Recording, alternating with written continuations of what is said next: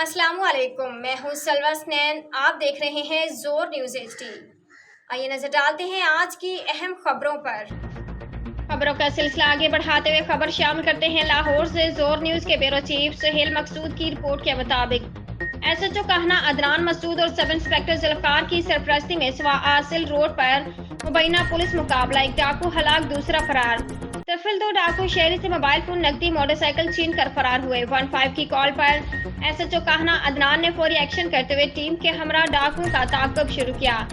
रास्ते में पुलिस और डाकू में आमना सामना हो गया और फायरिंग का तबादला हुआ। फायरिंग के तबादले में डाकू जफर इकबाल अपने साथी की फायरिंग से हलाक हो गया, जबकि दूसरा डाकू 23 साला जमशेद कलाम मौका से फरार होने में कामयाब हो गया। फायरिंग के तबादले में पुलिस पार्टी हादसाती तौर पर महफूज रही। हलाक डाकू मुतादिद मुकदमात में, जिनमें डकैती, चोरी, कत्ल में कसूर पुलिस को मतलूब था। इस मौके पर SHO कहना अदनान मसूद ने मीडिया से गुफ्तगू करते हुए कहा कि जुराम पेशरफात की मेरे इलाके में कोई जगह नहीं। चोर डाकू या तो मेरा इलाका छोड़ दे, नहीं तो अपना कबला दुरुस्त कर दे। आज के लिए इतना ही। मजीद खबरों और अपडेट्स के लिए देखते रहें जोर न्यूज़ HD।